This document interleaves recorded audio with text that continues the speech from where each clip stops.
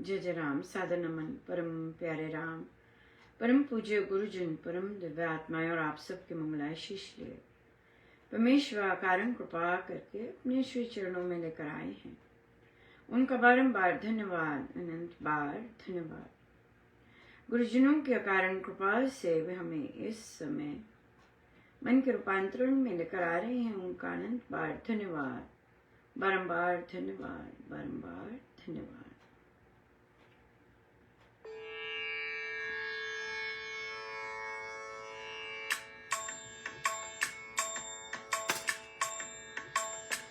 मैं तो तेरी हूँ, तेरी हूँ, तेरी हूँ राम। मैं तो तेरी हूँ, तेरी हूँ, तेरी हूँ राम। तू तो मेरा है, मेरा है, मेरा है राम। तू तो मेरा है, मेरा है, मेरा है राम। मैं तो तेरी हूँ, तेरी हूँ, तेरी हूँ राम। मैं तो तेरी हूँ, तेरी हूँ, तेरी हूँ राम। तू तो मेरा है, मेरा है, मेरा है राम। तू तो मेरा है, मेरा है, मेरा है राम। मैं तो तेरी हूँ, तेरी हूँ, तेरी हूँ राम। मैं तो तेरी हूँ, तेरी हूँ, तेरी हूँ राम। तू तो मेरा है, मेरा है, मेरा है राम। तू तो मेरा है, मेरा है, मेरा है राम। मैं तो तेरी हूँ, तेरी हूँ, तेरी हूँ राम। मैं तो तेरी हूँ, तेरी हूँ, तेरी हूँ राम। तू तो मेरा है, मेरा है, मेरा है राम। तू तो मेरा है, मेरा है, मेरा है राम। मैं तो तेरी हूँ, तेरी हूँ, तेरी हूँ राम। मैं तो तेरी हूँ, तेरी हूँ, तेरी हूँ राम।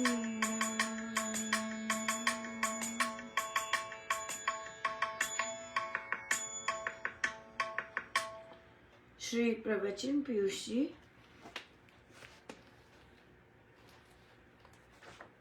पृष्ठ 271। नाम महिमा, नाम में नामी यूं बसे, पुष्प में जो सुवास, शब्दार्थ गुण गुणी वर कहे एक निवास। नामी नामी ऐसे बसे, जैसे फूल में सुगंधी। नाम देह नामी है देही, व्यापक व्याप्य व्यापक माने वे ही। इससे ऋषि संत मुनि ज्ञानी, शब्द में इष्ट ध्याते ध्यानी। राम नाम पावन वे गाते, परम पुरुष है ध्येय बताते। सर्वशक्तिमय ईश्वर जो है, परम पुरुष परमात्मा सो है। आनंद कंद चिद घन अविनाशी, राम नाम नामी सुखरासी। राम नाम से मिलता ऐसा, सुरसरी में शीतलता जैसे। नामी तो नाम में व्यापक है, नाम तो उसकी देह है।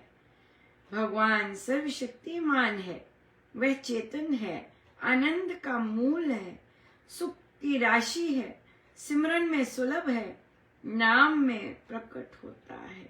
कितना सुंदर है कि जो नाम है वह परमेश्वर का देह है।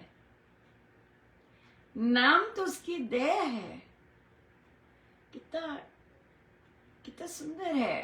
बिल्कुल सही है। परमेश्वर नाम में बसते हैं, तो नाम जो है, नाम तो देह है। बहुत ही सुंदर। बहुत ही सुंदर। तभी नाम में, सिमरन में सुलभ है, नाम में ही वे प्रकट होते हैं। नाम से वो प्रकट होते हैं।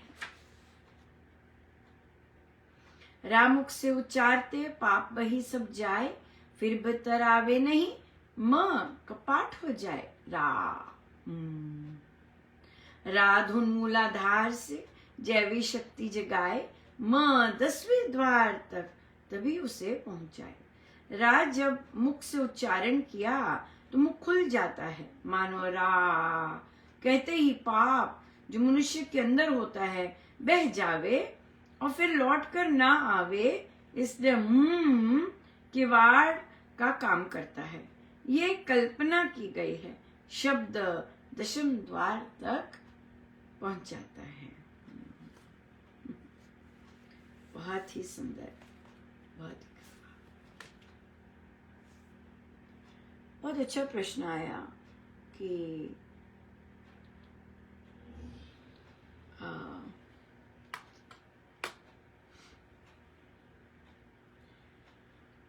जैसे परिवारों में होता है तो किसी ने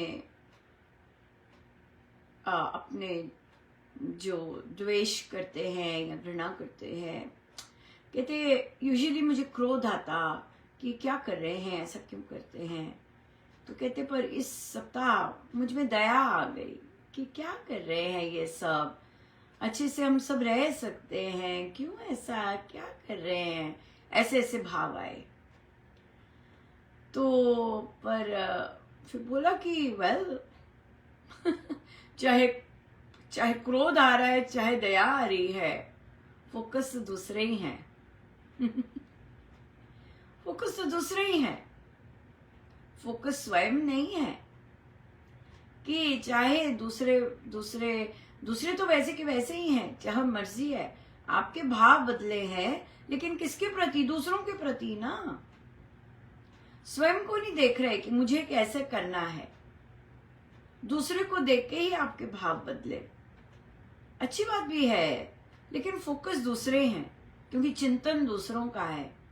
क्या करते बेचारे, क्या कर रहे हैं, अच्छे से रह सकते हैं, ऐसे कर रहे हैं। नहीं, ये आपका क्षेत्र ही नहीं है। आपका क्षेत्र परिस्थिति बदलना नहीं है। अगर आप परिस्थिति बदलने की बात करते हैं, वो कामना है अपने लिए चाह रहे हैं ना कि परिस्थिति बदल जाए, कि काश ऐसे करते, प्यार से रहते, कितना प्यार से रहते, कितना हंसी करते, कितना ऐसे करते, कैसे वैसे करते, पर सिलेबस ही नहीं है, वो बुक ही नहीं आपको मिली, ये सिलेबस ही नहीं है आपका सिलेबस ही यही मिला है। तो जब हम दूसरी चीज को चाहते हैं तो इसका क्या मतलब है? हम अगले जन्म की तैयारी कर रहे हैं। पूरी होगी कि नहीं होगी ये हमें पता नहीं, लेकिन हमने वही चक्की में पिसना होगा। क्यों? अब हमारी डिजायर है कि सारे परिवार में खुशहाली रहे, प्यार मिल बांट के रहे। भावना तो अच्छी है, लेकिन उसकी चाहत होना कि जो सिचुएशन हम चाह रहे हैं उसमें हमारा क्या कंट्रीब्यूशन है। That's it. हमें तो ये देखना है। हमें ये नहीं देखना कि काश दूसरे ऐसे होते तो कितना अच्छा होता, कितना प्रेम होता, कितना ही नहीं। ऐसे नहीं होता है। ये कामनाएं होती हैं अपने लिए, और हमें जो सिलेबस मिला है, हम वैसी अगर सिचुएशन रहती तो हम कभी ग्रो ना करते। अगर हम ऐसी सिचुएशन होती तो हम कभी जो अपना कंफर्ट जोन है उसमें से निकलते नहीं, अपने आप को सुधारने की कोशिश नहीं करते। ये सिलेबस मिला हुआ है, हमें मिला है सिलेबस। दूसरे तो वैसे के वैसे ही होते हैं, वो सीखना चाहें सीख सकते हैं, लेकिन हमें अगर ऐसी सिचुएशंस मिली हैं, इसका मतलब यही है कि हमने कैसे स्ट्रांग बनना है, कैसे निर्लेप बनना है, कैसे कामनाओं को वो करना है, कैसे द्वेष रहित बनना है, कैसे मैल नहीं आने देना है। बिल्कुल, ये तभी तो साफ होंगी, ये तभी तो मन से निकलेंगी, या मन में हम नोटिस करेंगे जब हमारा सिलेबस ऐसा होगा। जब सिलेबस हो कंफर्टेबली है, बस तब ग्रो कैसे करेंगे, तब निरासक्त कैसे रहेंगे, निर्लेप कैसे होंगे, तब अपनी आत्मा पर कैसे जाएंगे, तब हम बलवान कैसे अपने आप को बनाएंगे या मानेंगे कि हम ऑलरेडी हैं, है कि नहीं? बिल्कुल। सो ये टफ सिचुएशंस ये आपको बताती हैं। जैसे कि अपनी क्लास में जैसे हम लोगों के 4 क्वार्टर्स होते हैं, राइट?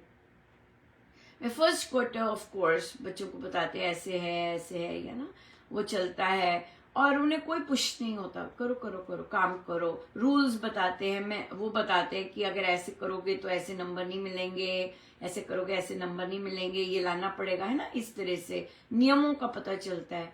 फिर उसमें से जो बच्चे मेहनत करते हैं, नहीं नहीं क्लास से हमने करना है, कई कर जाते हैं, उसी चक्कर में कर जाते हैं, पहले क्वार्टर में ही कर जाते हैं, पास हो जाते हैं, क्लास ही पास कर लेते हैं, राइट। इतना इतना सुंदर काम करते हैं। फिर दूसरा क्वार्टर आता है, कई कई जो दाने होते हैं ढीले पड़ जाते हैं, मस्ती करेंगे, हंसेंगे, कोई पीछे नहीं पड़ रहा है ना। कईयों के पीछे पड़ते हैं, उनके पेरेंट्स पड़ते हैं पीछे, खींचते हैं उन्हें, या उनके और कोई होते हैं जो खींचते हैं, फिर वो कर जाते हैं, लेकिन बहुत सारे नहीं भी करते हैं, राइट। तो कई कंसिस्टेंट रहते हैं, कई करते हैं, कई थोड़ा सा कर जाते हैं, राइट, क्योंकि संगति वैसी नहीं होती। लेकिन कई दम लगा जाते, कर जाते हैं, फिर कई सेकंड क्वार्टर में। अब थर्ड क्वार्टर में अब आप आ जाते हो बीच में राइट, एज एजुकेटर, एक शिक्षक, कि नहीं 2 क्वार्टर खूब मस्ती दी, राइट, मन मर्जी करो, जैसे मर्जी करो, पर अब तो मेरी ही चलेगी, अब तो तुम्हें होना ही होना है पास, इसी क्वार्टर में होना है पास, नहीं कोई ढीलापन नहीं कर सकते। अगर क्लास में आ रहे हो तो होना ही पास है। ये भी लो, ये भी करो, रोज मेहनत करो, बहुत अच्छा कर रहे हो, एक गड़बड़ हो गई, ठीक है, अब ये एक और एक्स्ट्रा क्रेडिट ले लो, कहीं से भी गड़बड़ होगी ना, हम यहां से नंबर निकाल लेंगे। हाँ, तैयार हो जाते कई ऐसे, मुझे इस क्वार्टर करना ही है। हाँ, मैं तो आपको ये कल ही करके, एक बच्चा कहता है मैं तो आपको ये कल ही करके दे दूंगा, या मैंने इसी हफ्ते का आपको करके दे देना, अच्छे से रेडी हो जाते, नहीं अब तो हमने करना ही है पास हाँ, कई अभी भी ढीले, हाँ आ जाएंगे। कई आधे क्वार्टर के बाद दिखते हैं, तुम्हें कहा था इस बार पास होना है, हमने करना है, आओ अब अपने आप को बोलो कि मुझे अपने लिए करना है, ये मुझे आना है यहाँ पर, अपने लिए आना है यहाँ पर, है ना। अपने आप को करो, ऊपर उठाओ, करना है अपने लिए, दूसरों के लिए नहीं करना, अपने लिए करना है। आ जाओ, आओ क्लास में, लगाओ क्लास, और क्लास शुरू हो जाती है। आप देखते हो, अरे इतना अच्छा लेक्चर दिया नहीं पहुंचे नहीं, लेकिन थोड़ी देर बाद देखते हो आप, पहुंच गए, वाह, अब बन जाएगा काम, अब रोज आना है, ये कंडीशन रखी है, पर अब जब तक एंड है तब तक रोज आना है ना, जब तक ये क्वार्टर है रोज आना है, ये कंडीशन है, नहीं तो मैं कर नहीं पाऊंगी। अब बच्चों को क्या पता है, आप सत्य की राह पे चल रहे हो, आप नियमों के साथ चल रहे हो, लेकिन उसमें भी आप मदद कर रहे हो, चलो करो मदद, यस, ढीले नहीं होना, बस चलता है, नहीं इतने नहीं, बिल्कुल नहीं, इतना नहीं चलना, एक्सीलेंट ही लेने हैं, एक्सीलेंट से कम नहीं लेने, आखिरी क्वार्टर पे नहीं हम रुकेंगे, अभी करना है यस, हाँ, ढीलेपन लोगों के साथ नहीं चलना, साधना में भी नहीं, खुद भी नहीं होना, दूसरे को भी नहीं होने देना, चलो भाई कसे रहो या परमेश्वर कृपा करे कि वे हमेशा हमें ऐसे बनाए रखे, कसे हुए, राइट, नॉन कॉम्प्रोमाइजिंग इन साधना, इन कार्य, या बिल्कुल। बहुत बहुत धन्यवाद गुरु जी, जय जय राम, जय जय राम।